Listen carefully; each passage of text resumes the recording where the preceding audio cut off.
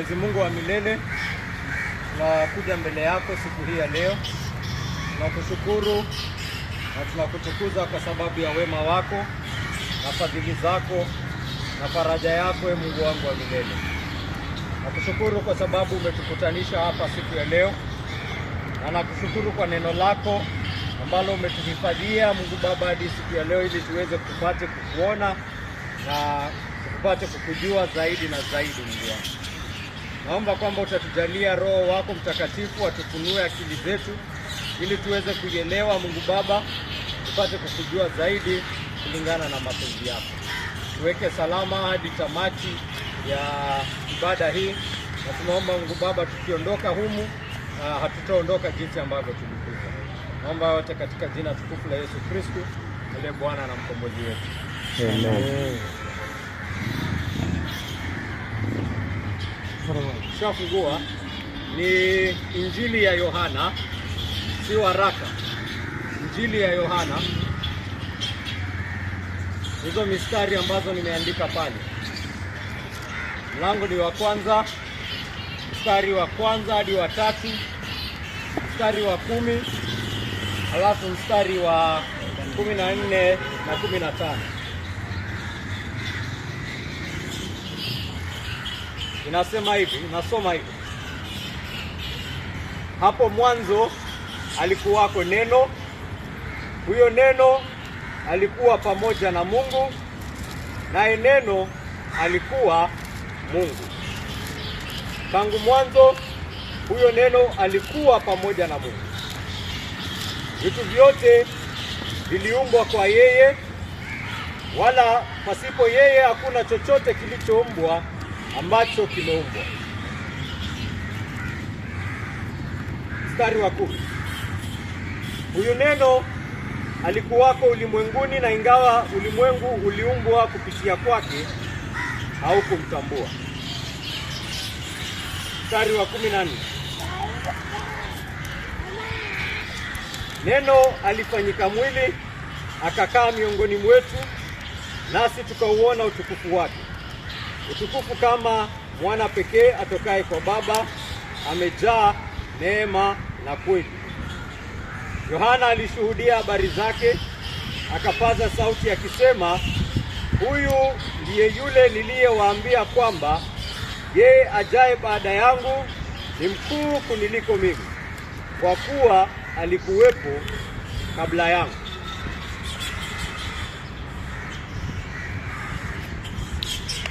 Amen. Amen.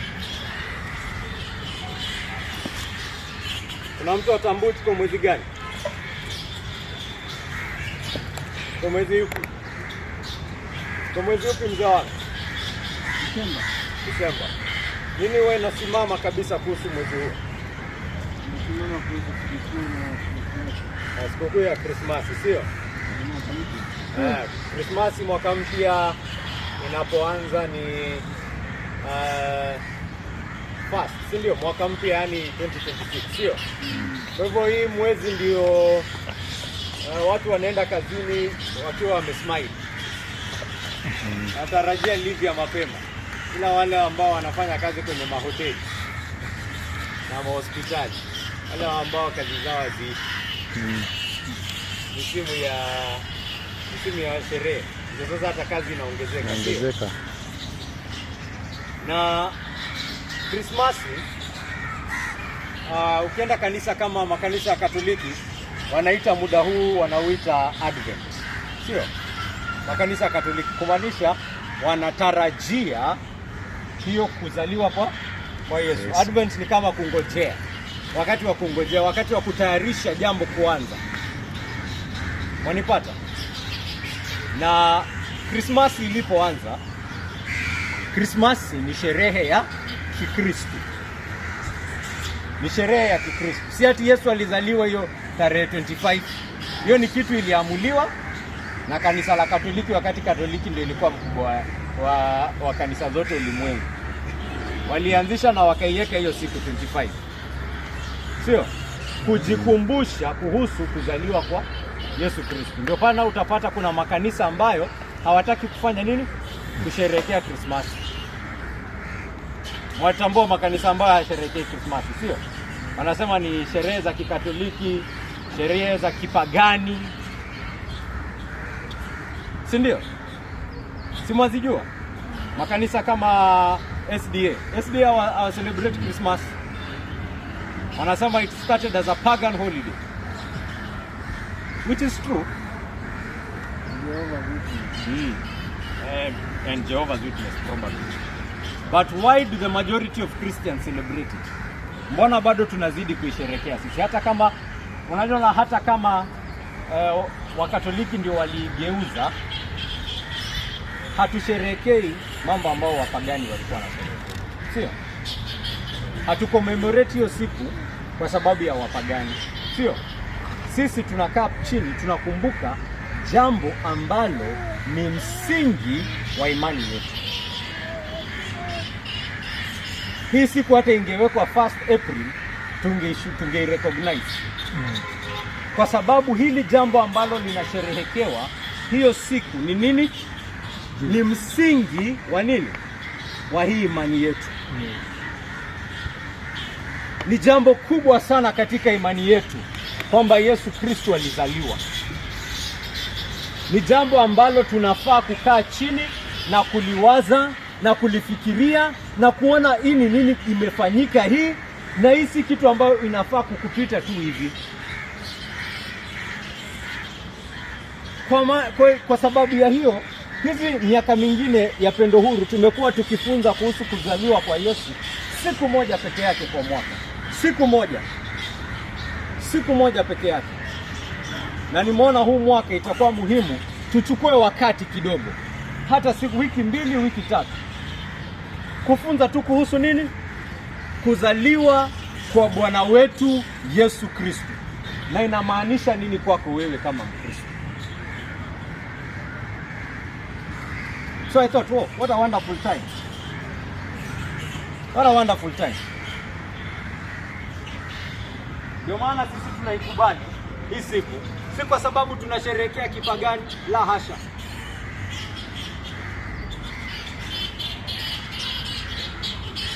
Hatujawahi kaa hapa chini tukaanza kumsifu Bel ama Zeus. Hapa kuna mtu hapa ambaye kuja hapa akasikia tukisema Zeus asifiwe?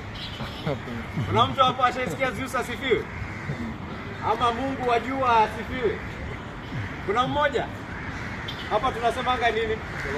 Bwana Yesu asifiwe. Tunasoma kitabu cha Zeus hapa.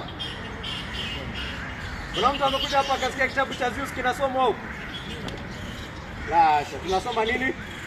Biblia ya Yesu Kristo, sio? Neno la Mungu.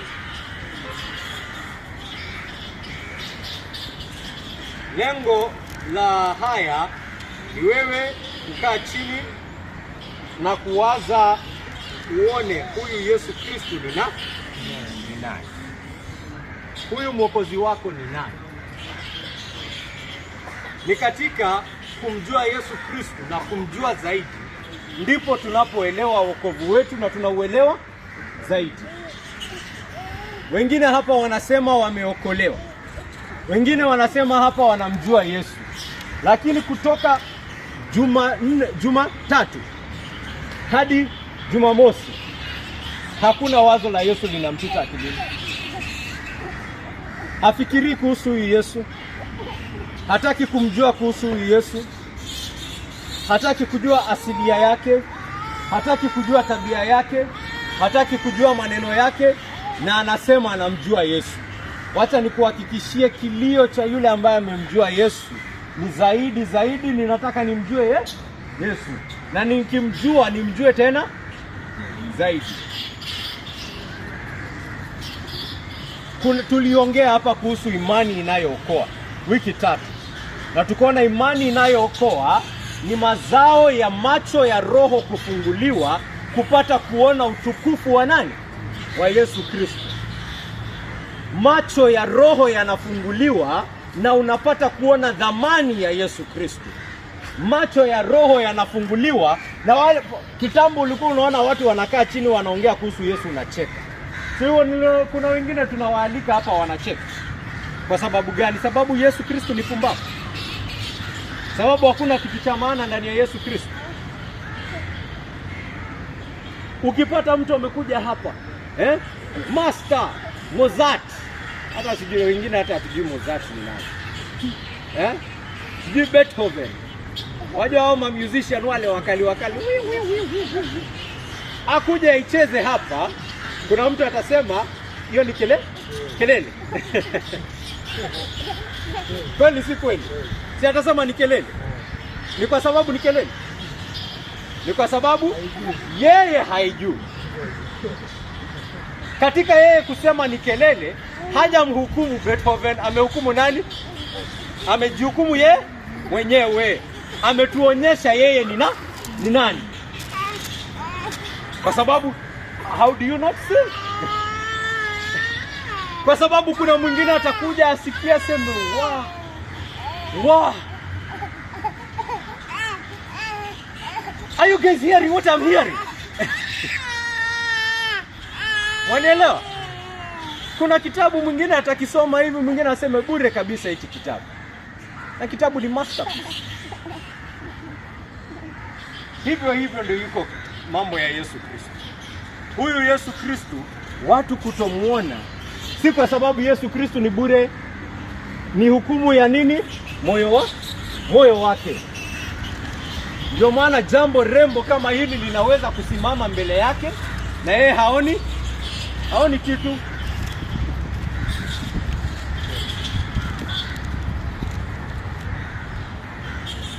Ni muhimu mjue huyu Yesu Kristo ni nani.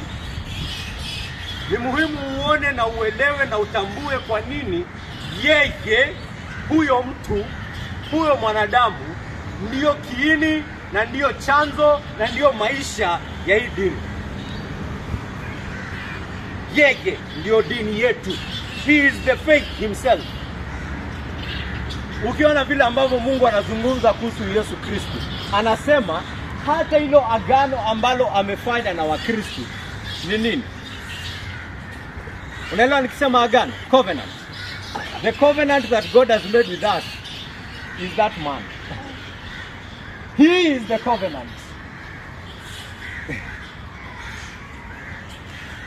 Wokovu wetu ni nani? Si kitu. Ni nini? Ni mtu. Yeye ndio mwanzo wetu, yeye ndio mwisho wetu, na yeye ndio kila kitu hapo katikati. Je, unaona kwa nini iko hivyo? Ni muhimu. Ndio maana sisi hatuna aibu kuitwa nini? Wakristo. Tunajiita jina tukimfuata yeye, kuonyesha kwamba sisi ni watu wake. Hausikiangi watu wengine wa dini zingine wakijiita jina za yule ambaye alianzisha. Waislamu hawajiiti wana Muhammadi, wanajiita Waislamu. Sisi ndio tunawaita wana Muhammadi. Hata Wahindu hawajiitangi sijui wana Krishna ama wengine nikifikiria wengine ni Buddhist. Buddhist ndio wanajiita jina la Buddha. Lakini hata ukiangalia hawa watu wa Buddha yeye mwenyewe sio maisha ya hiyo nini. Buddha aliwaonyesha njia. Buddha aliwaonyesha kuna njia ni hii.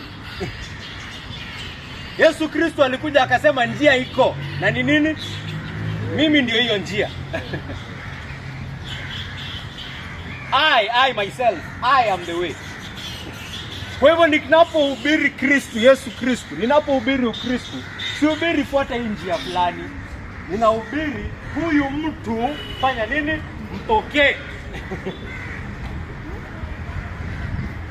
Unapokataa Ukristo, si njia fulani umekataa. Ni nini umekataa? Ni mtu. Huyu mtu nimekuletea, nimekutayarishia, nimekuonyesha, nimemwanika mbele yako, nikakwambia huyu mtu sasa fanya nini? Mpokee huyu mtu katika ukamilifu wake, katika uzima wake. Unapokataa Ukristo, si njia umekataa huyo Yesu. Hata Muhammad hakuja kusema yeye ni njia. Alikuja akisema Mungu ameniambia njia ndio hii. Si ndio? Kwa hivyo hii ndio njia. Fanya matendo mazuri, sali mara 5. Sielewa. Wengine hapa hamjui Islam. Lakini wengine mnaifahamu. Ni njia fulani ambayo aliambiwa waambia watu njia ndio hiyo. Hiyo njia ingeweza kuja hata na Mzee James. Mzee James angepewa hiyo habari, yeye ndio angekuwa Muhammad. Wangekuwa wanasema James is his messenger. Lakini Ukristo ukielewa utatambua Ukristo haiwezi kuja na mtu mwingine. Ni wewe mtu mmoja, kwa sababu anasema yeye na yeye mwenyewe na yeye peke yake ndio njia.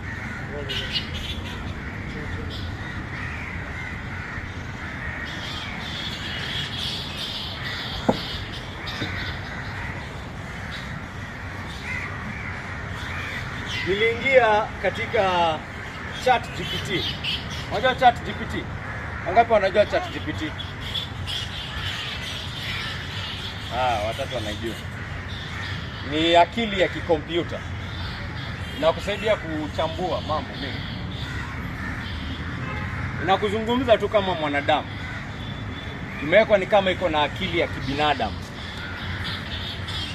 Inachambua internet, inachambua sources, inakusaidia kufanya kazi yako. Kauliza ChatGPT, hebu niambie ChatGPT wewe, katika binadamu wote katika historia, ni mgani amezungumziwa sana kihistoria? Who is the most historically valid human being to ever walk this planet? Kaniambia, jibu hiyo mnajua hiyo. Ni Yesu Kristo. Na akaniambia wa pili ni Muhammad. Watatu ni jamaa anaitwa Napoleon Bonaparte. Lakini ChatGPT akaniambia, my friend, hiyo distance kati ya number 1 na number 2 haiwezi fanya nini? Hata it doesn't even come close. Akanipea hata manumbers tu kuonyesha the sources that are there.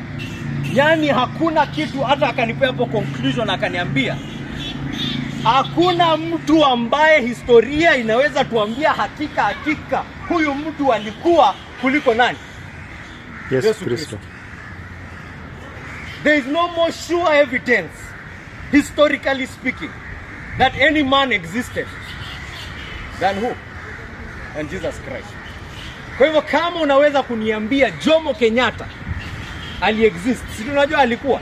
Ulikuwa hapo. Si umestudy history? Si ni historia imekufunza Jomo Kenyatta alikuwa? Sasa ninakwambia historia inakiri zaidi, na si marafiki pekee, hata ikaniambia historia kuna vile wanahistoria wanachambua kuhakikisha kwamba hizi sources za huyu mtu ni kweli. Na njia moja ni kwamba mtu yoyote ambaye ni mashuhuri huwa lazima attract maandishi mazuri kumhusu na maadui pia. Maadui wa Yesu wengi sana kutoka unajua maadui wako wana build credibility yako. Unanipata?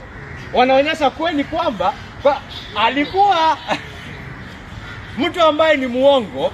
Waongo hawakwangi. Unaelewa kuna vile uongo unajenga uongo, ukionyesha unajaribu kuijenga kwa njia ambayo unaonyesha hakukuwa na opposition yoyote. Ukweli haiendangi hivyo. Ukweli unapokuja lazima kukuwe na nini? Ubishani. Lazima kuwe na upinzani. Hii Ukristo inapoenea hata hapa Mombasa, Ukristo wa ukweli, Ukristo wa Yesu Kristo, na kuhakikishia lazima upinzani. Kwanza ile siku wakati tunafanya hatua kubwa zaidi, ndio upinzani unafanya nini? Ndio hapo unapozidi. Kama hakuna upinzani ni kuonyesha hakuna hatua. Upinzani ni ishara ya hatua zinafanyika. Wapinzani wa huyu Yesu Kristo wameandika nyingi sana. kutoka kutembea kwake 2000 years ago. Ananiambia na siongei kuhusu Wakristo mimi naongea kuhusu hata wataalamu. Unaelewa nikisema wataalamu, wanasayansi, historians, scholars. Hawako pale kwa sababu wanaabudu Yesu, wako pale kwa sababu wanachambua haya mambo. Wataalamu pia wanaandika kuhusu Yesu. Kwa hivyo unafaa kaa chini ujiulize, mbona huyu jamaa ako influential hivi? Mbona huyu mtu ako influential hivi? Nini hii amefanya? Nini hii kumhusu inamfanya awe kitu kubwa hivyo? Na utapata dini nyingi hauwezi kuignore, hawezi kupuuza huyu mtu Yesu Kristo. Dini nyingi zinakuwa na mawazo wanayopendekeza kumhusu, sio? Waenda pale kwa Jehovah's Witness unawasikia wakisema wanasema nganini, sijui ni mwana wa Mungu lakini yeye si Mungu, sio? Waislamu pia wakati walipokuja miaka 600 miaka 700 kabla ya Yesu Kristo, baada ya Yesu Kristo walisema nini? Mwana. Wanasema Mungu hana mwana. Wanasema yeye ni mtume peke yake. Alitumwa kama vile Isaya alivyotumwa, kama vile kina Ezekiel walitumwa. Hivyo ndio Yesu alifanya nini? Alitumwa. Wanasema yeye alikuwa, lakini wanasema sisi wa Kristo, wanasema kina Paulo walijenga hadithi kumhusu. Kumbuka hii ni miaka 600 700 kabla ya Yesu, baada ya Yesu kuja. Kwa hivyo miaka 600 700 kuna watu wanaongea kuhusu Yesu Kristo pale. Wanasema hiyo yote ni uongo, chenye Muhammad amesema ndio kweli. Na ni ukubali ama panga. Nawapea historia ya Uislamu, lakini hiyo nikiisema pale hadharani wataniua hata mimi. Lakini ndio ukweli wa kihistoria. Ndio ukweli wa kihistoria. Ilikuwa kiri Qurani ama kula panga.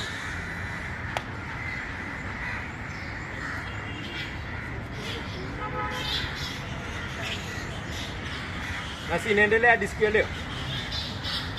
Inaendelea usiku wa leo ama au la? Inaendelea au la?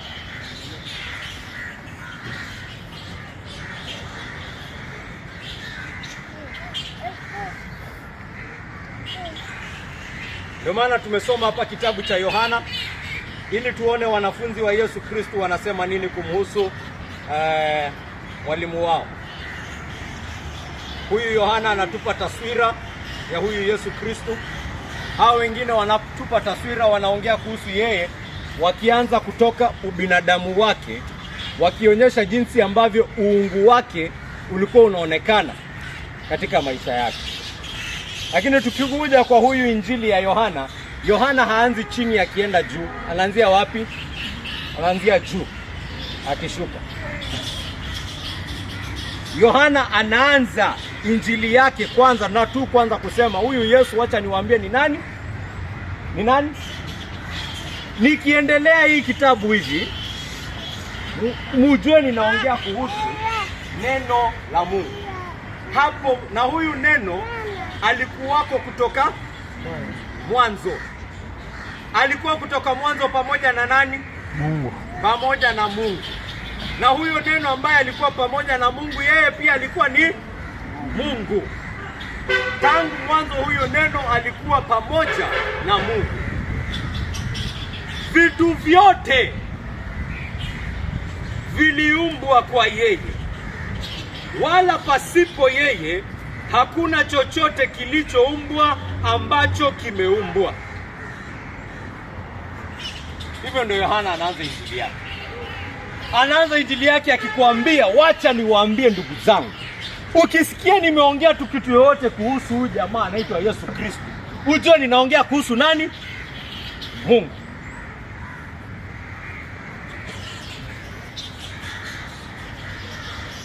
Huyu si mtume hivi hivi tu.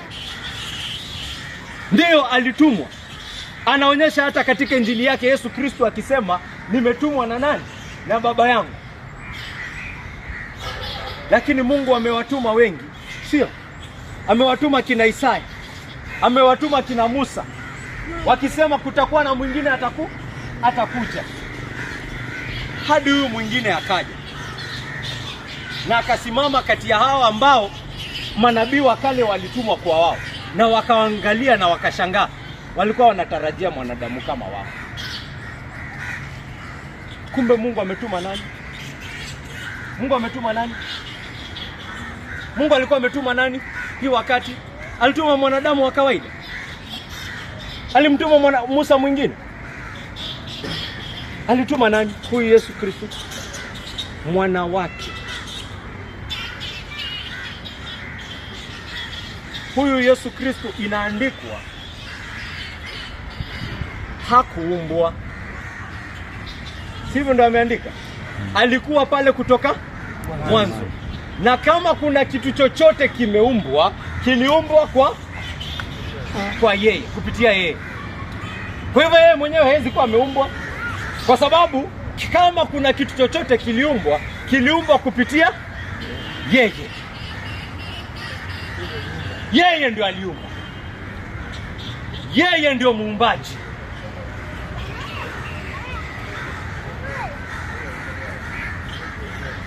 Huyu mzaliwa wa kwanza wa Mungu, huyu mzaliwa wa pekee wa Mungu, anasema nimetoka kwa Baba. Yaani mimi ni picha ya Baba, mimi ni taswira ya Baba. Hapa Yohana, hii ni jina Yohana anapenda kumuita neno la Mungu. Watu nawaza sana Yohana anamaanishanga nini akiita Yesu neno la Mungu? Anamaanisha nini akiita Yesu neno la Mungu? Tunawaza sana sisi pia. Lakini Biblia inatufunulia polepole kutuonyesha kwamba yeye ndio taswira ya Mungu. Yeye ndio image of God. Yaani tunasoma katika kitabu cha Waebrania wa kwanza. Waebrania mlango wa kwanza. Wale ambao wana Biblia.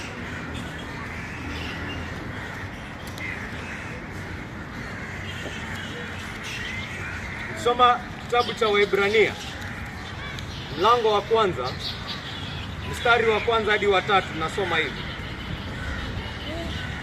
Zamani Mungu alisema na baba zetu kwa njia ya manabii mara nyingi na kwa njia mbalimbali. Lakini katika siku hizi za mwisho anasema nasi kwa njia ya mwanawe, ambaye amemweka kuwa mrithi wa vitu vyote na ambaye kupitia kwake aliumba ulimwengu. Mwana ni mng'ao wa utukufu wa Mungu na mfano halisi wa nafsi yake. Mwana ni mng'ao wa utukufu wa Mungu, mng'ao wa utukufu wa Mungu na mfano halisi wa nafsi yake.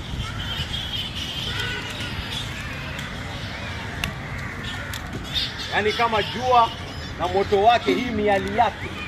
Hii miali ambayo, unaona hii miali inatuonyesha kuhusu jua, si ndio? Ninajua jua ni moto kwa sababu kupitia nini? Hii miali yake ambayo imenipata, sio? Hii ndio utukufu wa hiyo jua. Wanipata? Chapa halisi, mfano halisi. Yaani ni kama kwamba Mungu ameangalia katika kioo na kile ambacho anakiona ni nani? Ni yeye mwenyewe. Huyo ndio nani? Yesu Kristo, begotten of the Father. Yaani ni kama kwamba Mungu ameconceive an image of himself. Yaani Mungu anapowaza kujihusu yeye mwenyewe, jinsi alivyo. Mungu anapojitazama jinsi alivyo yeye mwenyewe. Na hii ni kitu amekuwa akifanya kutoka kitambo, kutoka milele. Ndio maana this son is eternally begotten. Kwa sababu hakukuwa na wakati wowote ambapo Mungu hakuwa anajitambua yeye mwenyewe. Na anapojitambua yeye mwenyewe, that stands forth inasimama kama mtu kivyake, nafsi kivyake, ambaye ni nani? Mwana wa Mungu. Na huyu tunasoma katika kitabu cha Methali. Mungu ana uhusiano wa dhati na yeye. Yesu Kristo mwenyewe anasema mara mingi katika kitabu cha Yohana, amekuwa na uhusiano wa dhati na yeye kutoka milele hadi milele. Mungu anapenda kila kitu anachoona katika mwana wake, kwa sababu anachoona ni nani? Anachoona ni nani? Ni kitu cha urembo zaidi ambacho ni nani? Ni yeye mwenyewe. Kuna kitu kirembo kuliko Mungu? Kuna kitu cha kutukuzwa kuliko Mungu? Kuna kitu cha kusifiwa kuliko Mungu? Kuna kitu chenye nguvu kuliko Mungu? Kuna kitu cha kupendeza kuliko Mungu? Kwa hivyo kwa nini Mungu anapendezwa na mwana wake hivyo? Kwa nini anampenda sana hivyo? Kwa sababu anafaa, anapendeza. Yeye ni nani? Yeye ni Mungu. Yeye ni Mungu.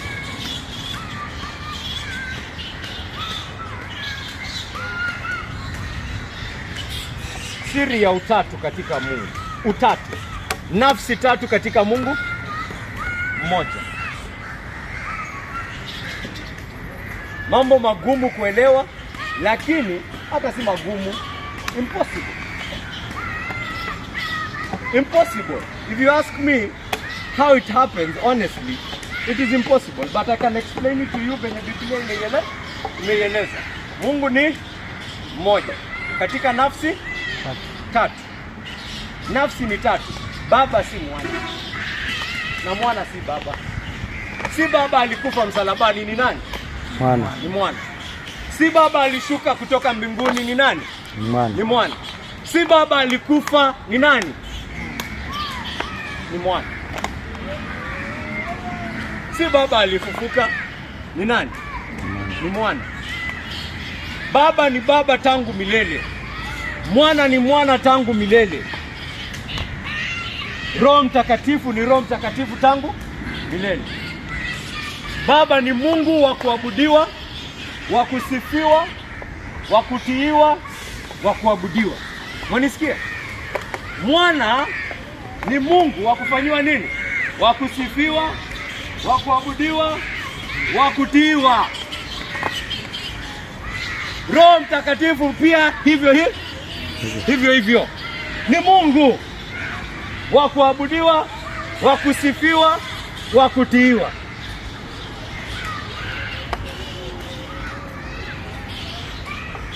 Na mwana sio roho, na roho sio mwana. Mwanipata? Nafsi, kila nafsi ni nafsi kivyake.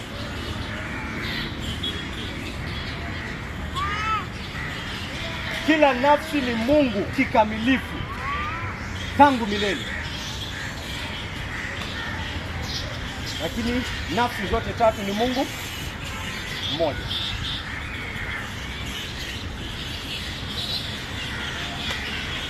Haya ni mambo ambayo ndio msingi wa wokovu wetu. Na kila mara unapoona shetani akitumia hizi dini za uongo kuattack huo msingi, ujue ni kupitia kuattack huo msingi, hao watu wote wanaoifuata wamepoteza njia ya wokovu. Hivyo tu. Haya mafunzo siyafundi kwa sababu ninataka nyinyi watu muwe wanatheolojia. Ni kwa sababu ni muhimu muyatambue kwa ajili ya wokovu wako. Usipotambua ukweli huu, hauelewi wokovu wako.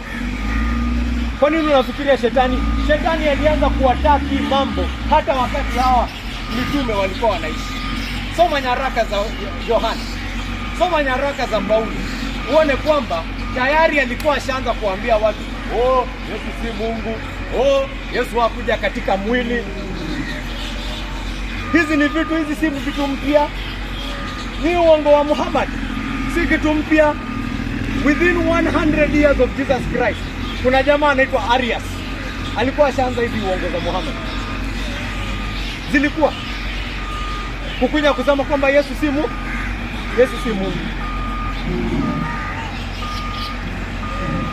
zilikuwa kakaangu na kuambia. Na wengi wanabebwa nayo. Hii uongo ya Jehovah's Witness kwamba Yesu si Mungu imekuwa kutoka mwanzo. Kutoka wakati Yesu Kristo alikuwa anatembea. Hata Yesu Kristo akitembea anawaambia hao Wayahudi. Kwa nini Wayahudi walimsulubisha? Kwa nini walikasirika na yeye? Kwa nini walikuwa wanachukua mawe kumpiga? Soma kitabu cha Yohana. Walikuwa wanampiga kwa sababu walikuwa wanaponya watu. Ukisoma kitabu cha Yohana, Wayahudi walikuwa wanachukua mawe kumpiga Yesu kila mara ambapo angewaambia mimi ni nani? Mimi ni Mungu. Alikuwa anawaeleza mimi ni Mungu kwa njia ambayo Wayahudi wanaelewa bayana amesema.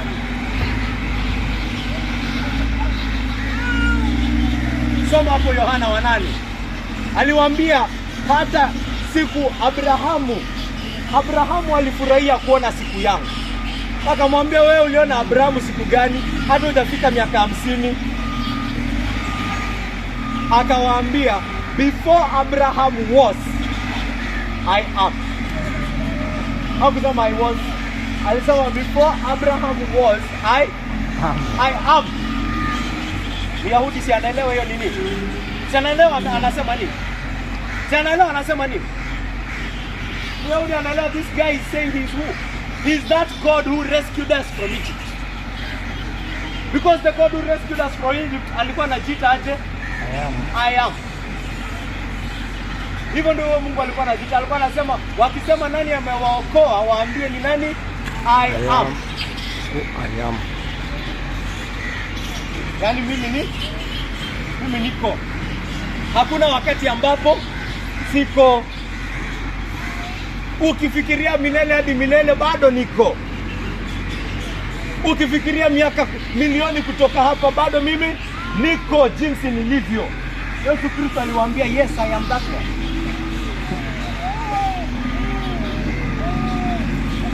Wakafanya nini? Alishika mawe. Sema huyu jamaa huyu si babake, tunamjua babake seremala huyu. Babake seremala huyu ndio anajiita hapa Mungu. Mamake si tunamjua. Mandugu zake si tunawajua. Hapo ati anajiita Mungu. Hata wakati wa kusulubishwa kwake alisimama mbele ya hao council. Akaulizwa, "Hebu tell us, are you the son of the most high God?" Anaulizwa mbele ya koti. Na inaandikwa aje katika kitabu cha Marko, alisema yes I am. Na akaquote unabii kutoka kitabu cha Danieli. Unabii ambao ulikuwa unaongea kuhusu mwana wa Mungu ambaye atatawala ufalme wa Mungu. Akisema huyo ni nani? Huyo mwenye alikuwa anazungumziwa huyo. Mwenye anatawala ufalme wa Mungu ni nani? Ni mimi hapa mwenye mmefunga manini hapo. Kwani mkuu akafanya hivi akararua nguo zake. Mmesikia mdomo wake. Amekufuru.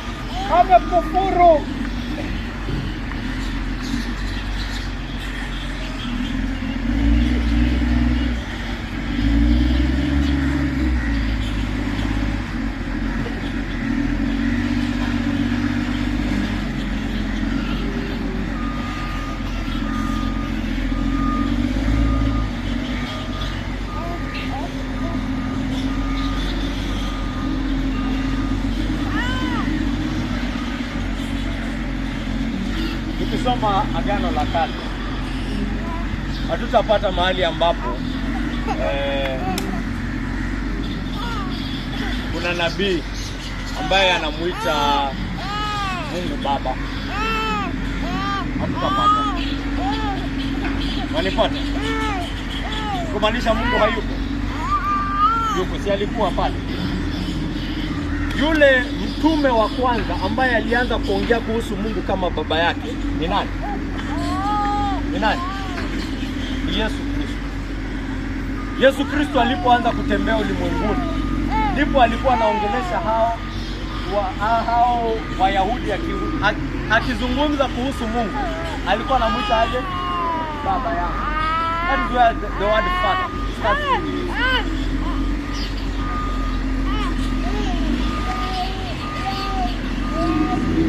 Alikuwa anazungumza kuhusu Mungu kwa njia ambayo anaonyesha huyu Mungu ambaye mnamwabudu, huyu Mungu mnayemtukuza, huyu Mungu ambaye mnasema ndiye Mungu wenu ni baba yangu.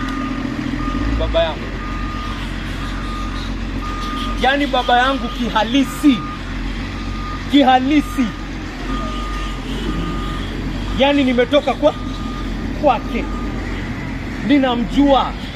Nimeona sura yake. Nyinyi hamjaona, alikuwa anawaambia hivyo. Nyinyi hamumjui, mimi nimemuona. Mimi ninakaa ubavuni mwake. Hamwezi niambia, hamwezi nifunza kitu yote kumhusu. Mimi ndo ninawafunza kumhusu kwa sababu nimetoka kwake. Nimeishi na yeye milele na milele. Mimi ndo ninawaelezea. Akisema msizini anamaanisha hata na macho. Hiyo ndio anamaanisha. Nyinyi hamuelewi, si nyinyi mnanifunza, ni mimi ninawaambia.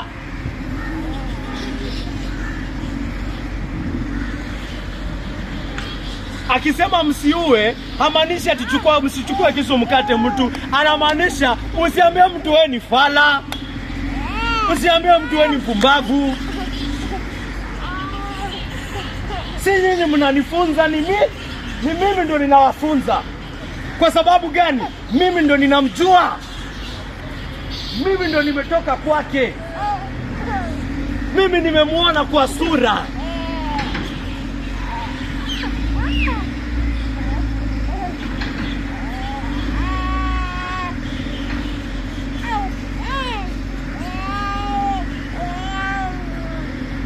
Wanipata ndugu yangu hivi.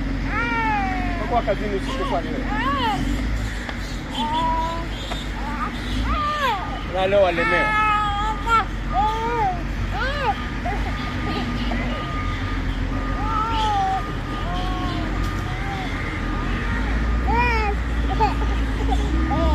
Na Wayahudi walielewa kwamba Yesu Kristo yaongea hivyo kuhusu Mungu. Ndio maanisha kwamba yuko sawa na yeye. Ndio kasome John chapter 5. Walielewa Yesu Kristo anamaanisha yeye kama ametoka kwa Mungu, hiyo style yenye anaongelea. Basi anamaanisha yeye na Mungu wako the same. You have made yourself equal with God. And that's to them. Hawa ndio. Haya bwana, hakuna kitu kama hicho. Yesu Kristo anawaambia haya. Hakuna kitu yenye Mungu anafanya ni mimi sifanyi. Wacha hata niwaambie, hiyo kazi yenye mnatarajia ati anakuja kuwahukumu, ameachia nani? Mimi ndio amenipea.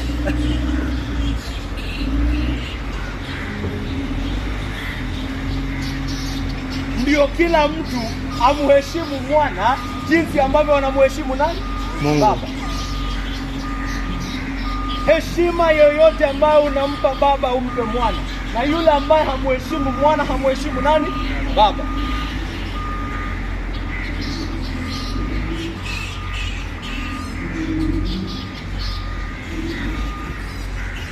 Ndio muelewe Yesu Kristo anasema nini.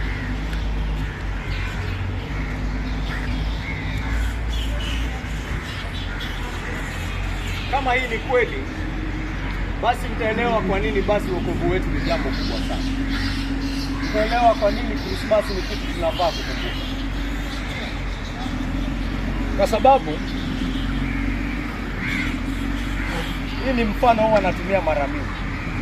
Rais Ruto akikuja tu kutoka ikulu yake, akuje primary school fulani hapa chini, masaa 2-3, watu wanamsifu sana, sio? Anaona ni kama kwamba amefanya jambo kubwa kwa sababu amefanya nini? Amejishusha, sio? Hafai kuwa kwa ako juu pale afanye kazi kwa juu. Hivyo ndio wao wanafanya, wanaenda children's home kidogo pale.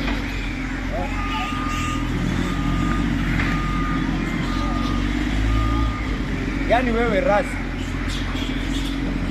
ni Mungu akwambie uchague kati ya kuishi maisha ya mateso kama mwanadamu ama uishi kama nzi mlamaji.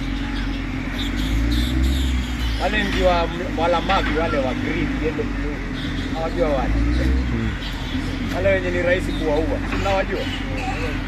Wale wakubwa wenye hata hawajui kufly. Kwa hata slippers. Hiyo huwezi miss. Wengine wao unaweza miss.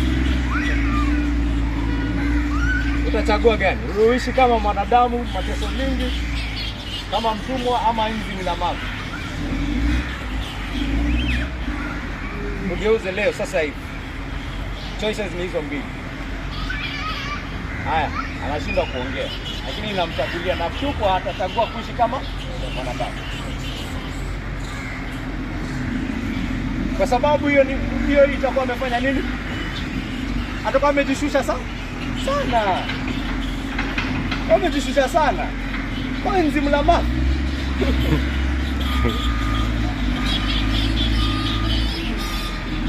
Yaani degree ya huyo na degree ya huyu iko kubwa sana.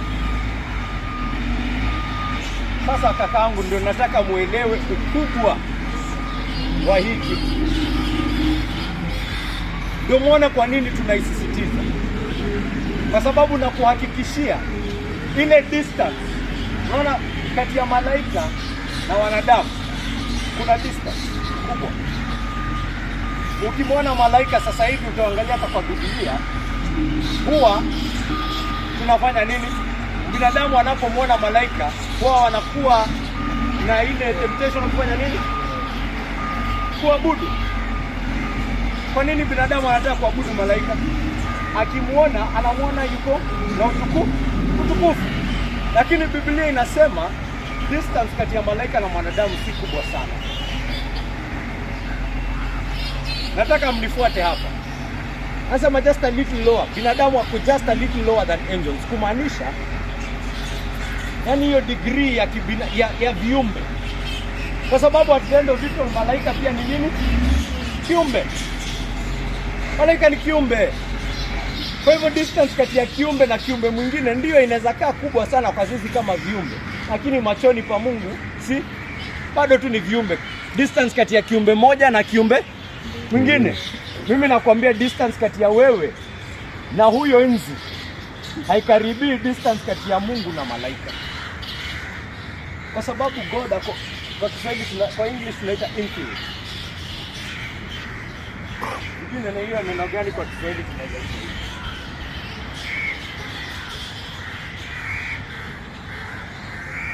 Yaani utukufu wake hauna nini? Hauna mwisho.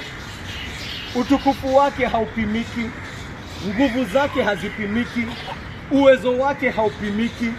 Wewe mwanadamu, opposite to infinite, tunaita Kiswahili, tunatafuta maneno ya Kiswahili. Finite. Mzee, finite, infinite. Finite na infinite. Finite kumaanisha, mzee wewe nguvu zako kuna mwisho. Wewe sikutarajia unaweza kufufua mfu, ama unaweza? Unaweza kufufua mfu kweli? Naweza. Kuinua hii unaweza, si ndio? Hii unaweza, si ndio? Kukata hii mtu chini unaweza, si ndio? Hata overthrow nchi wanadamu anaweza, si ndio? Lakini nikimwambia mwanadamu afanye kazi za kiungu kama kufufua mfu, anaweza kweli? Hawezi. Kwa sababu nguvu zake zina kikomo. Ziko na mwisho. We are finite beings. Tunaweza kupimika sisi. Mungu mwenyewe hana kipimo. Utukufu wake ni wa milele. Nguvu zake hazina. Huwezi put a hold useme hey, Mungu huwezi fanya kuzidi hapa. Ndio uone Mungu kushuka kutoka utukufu wake hata kukua malaika. Hiyo pia hata ieleweke. Kwa sababu malaika pia ni nini? Kiumbe. Malaika pia ni finite. Malaika anaweza kuwa na nguvu kubwa sana. Anaweza kuwa na nguvu ambayo inakaa ni kama kwamba haina kikomo, lakini bado yeye ni kiumbe, aliumbwa. Nguvu yake iko na mwisho. Iko na mwisho. Kuna mahali itafika na hawezi fanya zaidi ya hapo, kwa sababu yeye ni kiumbe. Kwa hivyo tukiona Mungu ameshuka kutoka asilia yake kukuwa hata tu malaika, hiyo ni jambo ya kustaajabisha. Seuze kukua kama Levi. Seuze kukua kama Levi mwenye dhambi.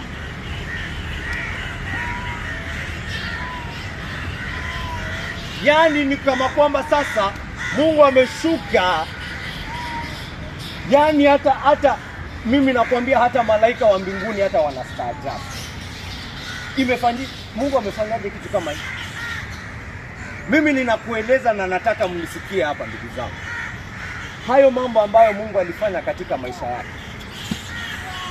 Akijinyenyekeza kutusiwa. Akijinyenyekeza kusulubiwa hata msalabani. Haikaribii hiyo kujishusha mbali, kujishusha kutoka asilia yake, kuchukua asilia kama hii. Yaani kama alifanya hiyo, hizi zote zingine pia, yaani hazifanyi nini? Hazikaribii kuzaliwa tu kwa Mungu. Ni kama kwamba hiyo razi kukataa kukua kama inzi mlamavu. Times a million. Hivyo ndo Mungu amejishusha. Hiyo ndo kiasi cha kwamba Mungu amejishusha. Hiyo ndo kiasi cha kwamba Mungu amenyenyekea. Huyu Yesu Kristo ana asilia mbili. Asilia yake ya kiungu si ati inaweza enda mahali. Mungu hawezi acha kuwa Mungu. Lakini hiyo asilia yake ya kiungu ameivika utukufu wake yani. Akachukua utukufu wa nini? Kibinadamu ambacho kimechafuliwa na dhambi.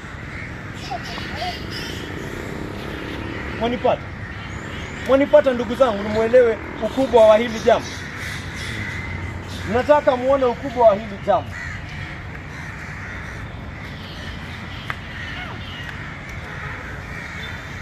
Ndio muelewe kuzaliwa kwa Yesu Kristo si jambo la kustaajabisha.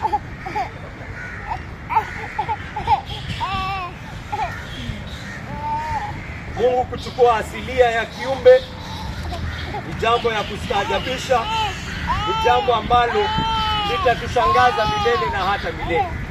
Na amechukua asilia ya kiumbe, akaishika, akaifanya iwe yake.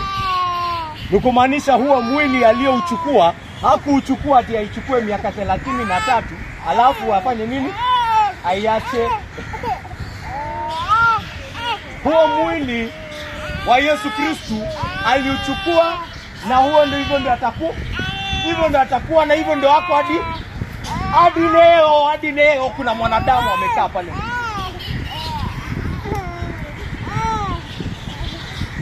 Ingekuwa sasa yani ingekuwa ni ulimwengu wa kidunia. Tuseme sasa razi ni malkia. Ni kama kwamba katika kiti chake cha enzi kuna enzi mlamavi pale kama.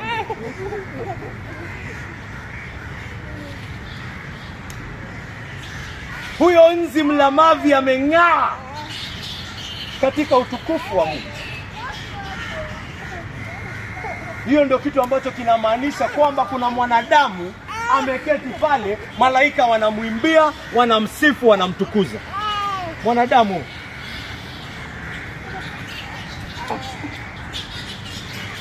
Kuna mwanadamu mbinguni ameketi pale, na jina lake ni Yesu. Alichukua asilia ya kibinadamu na akaishikilia, na atakaa hivyo hadi milele. Kwa nini Mungu amejishusha hivyo? Kwa ajili yako wewe. Kwa ajili yako wewe Yesu.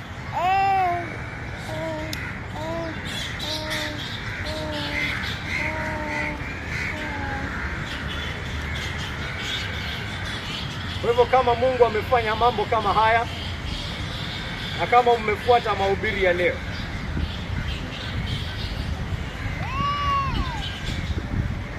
wacha uone kwamba wokovu wetu ni kamilifu.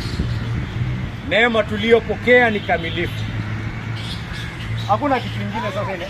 Kuna kitu unaweza ongeza hapo sasa? Kuna kitu unaweza ongeza? Yaani kama Mungu amefanya hiyo kwa ajili ya wokovu wetu, kuna kitu kingine ya kufanyika kweli? Kuna kitu kingine ya kufanyika? There's nothing else that can be done.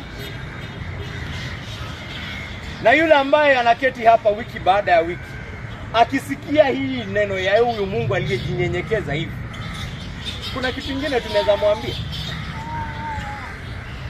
Kuna kitu kingine ninaweza kuambia kweli? Kuna kitu kingine niko naweza kuwa nayo? Kama Mungu amejishusha kiasi hicho na nakwambia amefanya hivyo ili umwamini na umtumainie kwamba amefanya hivyo kwa sababu ya dhambi yako. Hangeweza kutoa dhabihu safi kama hajachukua mwili. Hangeweza kulipia damu.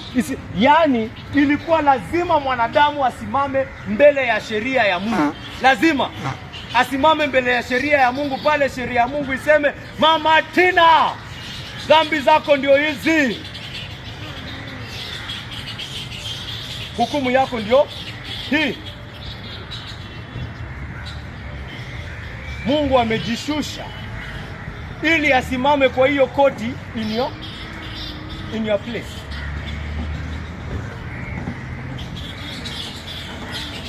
Mimi nakwambia sheria haijafurahi kufanya kitu kama hilo. Sheria haijatukuzwa hivyo kupata yule ambaye amesimama mbele yake. Akasema nimesimama hapa kwa ajili ya Diva. Diva amefanya hii mambo yote. Hii ndio hukumu yake. Utaweza beba? Diva alikuwa ibebe milele hadi milele, na bado haingetosha kwa sababu amemkasirisha Mungu wa milele. Lakini ambaye amesimama mbele ya hiyo sheria ni binadamu, lakini pia ni nani? Pia ni Mungu. Ni binadamu na pia ni Mungu. Kwa hivyo anaweza kubeba. Akabeba, akaitimiza yote, na akafanya nini? Akafufuka. Alibeba ikamuua. Ndio uone dhambi yako kiasi chako ni mbaya kivipi. Ilimtoa damu. Alilia. Si ati ilikuwa ni kitu rahisi. Bado alikuwa mwanadamu. Alisweat drops of blood. Alisweat drops of blood. Mungu alisweat drops of blood. Yaani hivyo ndio ilikuwa mbaya hivyo. Ile hasira inakuja kwa watu hawajamwamini Yesu. Iko mbaya hivyo. Ilimfanya Mungu afanye nini? Sweat drops of blood. Kuitarajia inapokuja, inapokaribia. Kama Mungu alisweat drops of blood, wewe unafikiri wewe utawezana kweli? Wanawake walikuwa wanamlilia Mungu akibeba msalaba wake. Yesu aliwaambia nini? Msinililie mimi, lilieni watoto wenu. Kwa sababu kama kwa mti mbichi imekuwa hivi, na ile mkavu itakuwa aje? Yaani mimi sina dhambi mimi, na ninabeba dhambi, naangalia vinyi ninanifanya. Na sasa wale wenye wamekauka, kama mimi mti mbichi, angalia venye ninachomeka mimi. Na sasa wale wakavu wenyewe, sitamaliza, sitaangamiza, sitaua. Lilieni hao. Lilieni wenye hawajamjua Yesu. Lilieni ambao wanatembea katika rebellion to Jesus Christ. Lilieni hao. Kama uko na ndugu, kama uko na dada, kama uko na mtoto ambaye hadi siku ya leo hamkubali Yesu, hamwamini, haishi kwa njia ambayo anaonyesha amempokea Yesu, mlilie huyo. Nenda kwa Mungu kamlilie leo.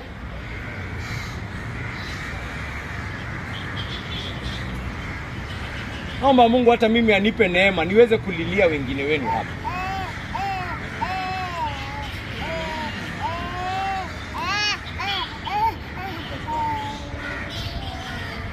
Jambo la kuofisha sana kukaa chini ya Injili.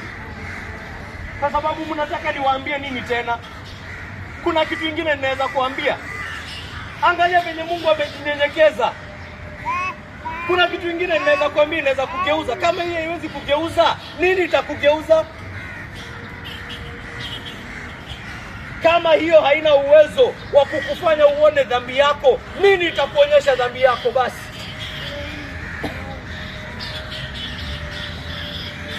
Mnafikiria, mnangojea nikuje hapa na manipulation tactics zingine? Mnangojea nikuje na habari mpya? Habari ni ile ile.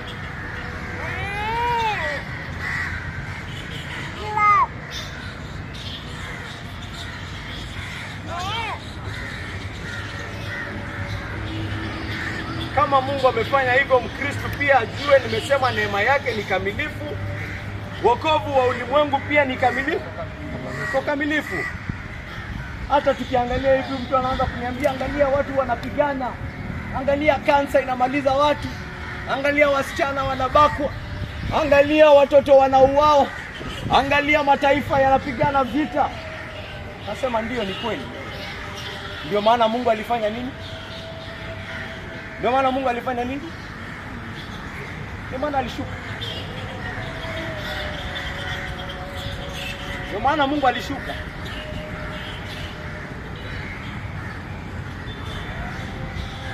Dini nyingine huwa zinaambia watu, sasa ni nyinyi mjiinue kufika kwa Mungu. Ukristo la hasha. Ukristo ni si nyinyi mjiinue, hata mjiinue milele na milele hamtawahi fanya nini? Hamtawahi fikia Mungu. Mungu mwenyewe ndio amefanya nini? Ndio ameshuka. Mungu mwenyewe ndio amechukua mwili. Ndio ameshusha hadhi yake. Ndio ameng'oa utukufu wake, ili aweze kufa kwa ajili ya hiyo dhambi yote. Ili aweze kutoa neema ambayo itashinda hiyo dhambi yote. Ninajua kutakuwa na ulimwengu mpya. Ninajua kutakuwa na mbingu mpya na ardhi mpya ambazo hazitakuwa na dhambi, ambazo hazitakuwa na vita. Biblia yenyewe imesema. Ninajua aje. Na mimi niko na uhakika. Ninajua aje. How do I know? How do I know? If you have been listening to this sermon, yes? How do I know that there's going to be a new heaven and a new earth without sin and without war? Because God sent the one begotten Son. Because God died. Because God died. I know that because God died. Is there anything else that can be done greater than? Kuna kitu kubwa kuliko hiyo?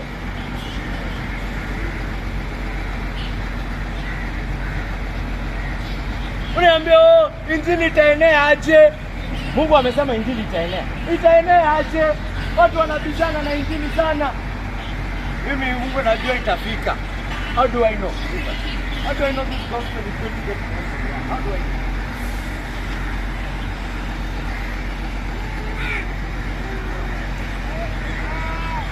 God died. Hiyo kazi alifanya ilikuwa bure. Hiyo kazi alifanya itatimiza malengo yake yote kikamilifu. So I know this world is going to be saved because God died.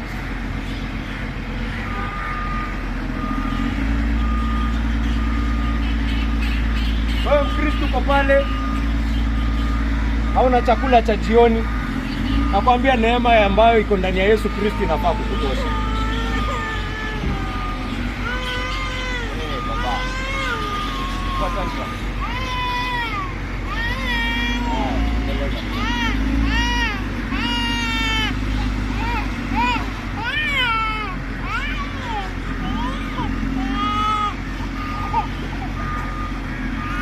Kristo, ukisikia dhambi inakulemea, nitakukomfort aje, nitakwambia utashinda aje. Imani yako iko wapi? Iko katika juhudi zako? Mimi nakwambia kuna inaeleka imani yao katika juhudi zao. Nakwambia mmoja anaitwa Simoni Petro. Simoni Petro aliweka imani yake katika juhudi yake. Alifeli hapo kweli. Alifeli. Ukiweka imani yako katika juhudi zako kakaangu, utafeli kama Simoni Petro. Ndio maana Simoni Petro lazima hata alinyenyekezwe. Kuonyesha juhudi zako haziwezi fanya chochote cha maana. Akaambiwa ile sababu utaamka ni kwa sababu mimi Yesu Kristo mwana wa Mungu nimekuombea. That is why you will succeed. Wanipata ndugu zangu? Juhudi zako hazitakuokoa.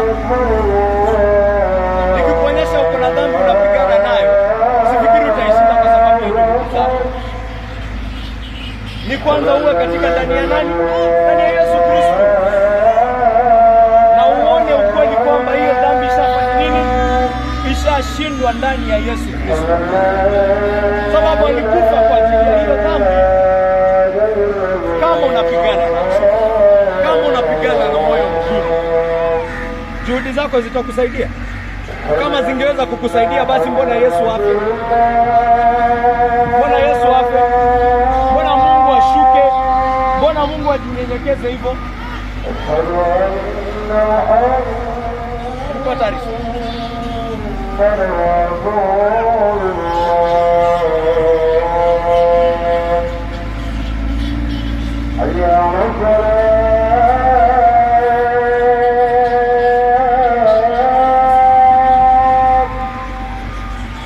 Wacha kunyenyekea kwa Yesu Kristo.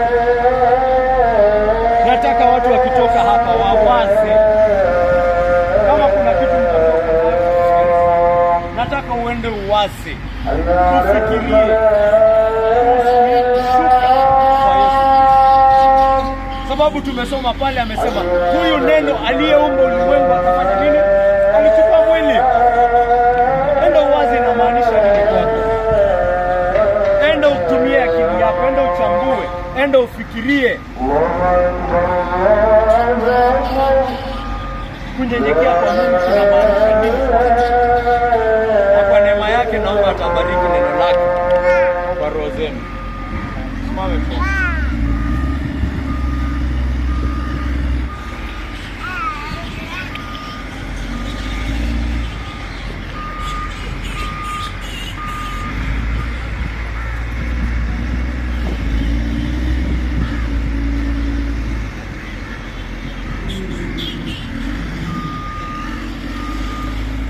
Mwenyezi wa milele, nakushukuru Mungu wangu kwa sababu ya neno lako ambalo umetujalia kusikia siku ya leo. Nakushukuru kwa wale wote ambao wameweza kukaa nasi kutoka mwanzo hadi tamati wa mahubiri haya Mungu wangu. Na naomba Mungu wangu kwamba haya mafunzo ambayo tumetoa Mungu Baba ndio kiini na msingi wa hii dini yetu. Na naomba Mungu wangu kwamba utaweza kutumia neno lako kufunza kila mmoja wetu, kufunua roho zetu ili tupate kuona ile kazi tukufu ambayo umefanya katika kuzaliwa kwa Yesu Kristo Bwana wetu. Nakushukuru na nakutukuza. Naomba yote katika jina tukufu la Yesu Kristo aliye Bwana na mkombozi. Amen.